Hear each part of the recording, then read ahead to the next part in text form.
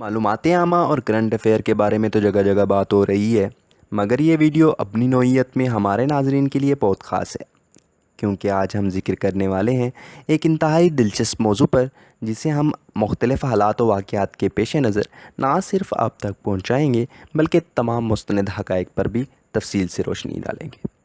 Video کے شروع کرنے سے پہلے جن لوگوں نے ہمارا چینل سبسکرائب نہیں کیا، سبسکرائب کریں، لائک کریں تاکہ ہماری تمام تر ویڈیو آپ تک پہنچتی رہے۔ تو ناظرین، تاریخ بتاتی ہے کہ ازل سے زن اور زمین کے لیے انسان کے خون کا پیاسا رہا ہے۔ اقتدار کی لالچ اور دولت کی ہوس انسانی تاریخ کی وہ بدترین چیزیں ہیں جو اقوام کو حالت جنگ تک لے آتی ہیں۔ ازل سے ابن آدم اپنے ہم جنسوں کو خود سے کمتر ثابت کرنے کے لیے نت نئے حربے اختیار کرتا رہا ہے، اور کئی بار یہ حربے حیران کن حد تک کامیاب ٹھہرے، اور کبھی کبھار ابن آدم کو منہ کی کھانی پڑی۔ ناظرین، اپنی سہولت کے لیے بنائے جانے والے اوزار جب انسانیت کو ہی نقصان پہنچانے لگے تو معاشرہ نت نئے فتنوں کا گڑھ بنتا گیا۔ انسانی دل پتھر ہونے لگے اور کئی انسانیت سوز فتنے برپا ہونے لگے۔ یہی وجہ ہے کہ پرانے وقتوں میں کئی ظالم جابر حکمران تھے، جن میں ہٹلر، چنگیز خان کے علاوہ کئی اور ظالم حکمران سر فہرست ہیں۔ اس میں تو کوئی شک نہیں، انسان نے چاقو سے تلوار، تلوار سے بندوق اور بندوق سے ٹینک اور ایٹم بم سے اور نیوکلیر بم تیار کیے۔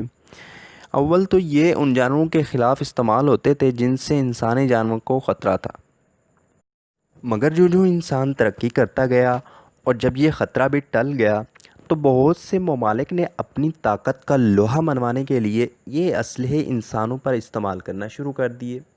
ناظرین، بندوقوں سے اور ٹینکوں سے کی جانے والی جنگ تو واضح طور پر سب پر عیاں ہوتی ہے، مگر چند انسانیت دشمن ممالک ان مارکوں سے بھی آگے نکل گئے اور حیاتیاتی جنگ پر آمادہ ہو گئے۔ ناظرین، حیاتیاتی جنگ کیا ہے اور اس جنگ میں کون سا مہلک ہتھیار استعمال ہوتا ہے اور کون سے ممالک اس جنگ کے پس پردہ ہیں، آج ہم آپ کو ان حقائق سے روشناس کرائیں گے۔ ناظرین، ایک رپورٹ کے مطابق جن ممالک کے پاس یہ خوفناک جراثیمی ہتھیار موجود ہیں، ان میں جاپان، امریکہ، San Francisco, New York, Australia, British اور دوسرے کئی ممالک شامل ہیں۔ اکتوبر 1940 میں جاپان کا ملک جراثیمی ہتھیار طاعون کی شکل میں چین پر مسلط رہا تھا۔ یہ کئی جانیں نگل گیا تھا۔ سائنسی جریدے ایمبو رپورٹس کے مطابق 1950 میں سان فرانسسکو اور 1966 میں نیو یارک نے بے ضرر جراثیم چھوڑ کر دنیا کی آبادی کو کم کرنے کے تجربات کیے۔ 18ویں صدی میں برٹش آرمی امریکہ اور آسٹریلیا کی طرف سے چیچک اور تپ کا موذی مرض چلایا گیا تھا۔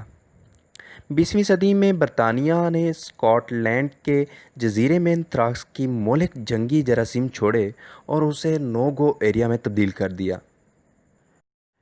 ناظرین، 1984 میں بھارتی شخص نے دانستہ طور پر امریکہ کی ایک ریاست میں ایک بیکٹیریا سالمونیلا نامی کو استعمال کر کے سلاد بارز کو زہر آلود کر دیا تھا اور 750 کے قریب اموات ہوئیں۔ 1900 کی دہائی میں باٹچولزم نامی جراثومے نے دنیا میں انسانی پاپولیشن کو کم کرنے کی کوشش کی تھی اور کئی جانیں لے گیا تھا۔ ناظرین، یہ مہلک ہتھیار ایک ملک سے دوسرے ملک میں کس طرح پھیلتے ہیں، آئیے آج آپ کو ہم اس کے بارے میں بتائیں گے۔ ناظرین، بین البراعظمی جراثیمی میزائل، ہاں جی، یہ ایسے میزائل ہیں جو کئی موذی جراثیموں کو کوسوں میل دور تک لے جانے کی صلاحیت رکھتے ہوتے ہیں۔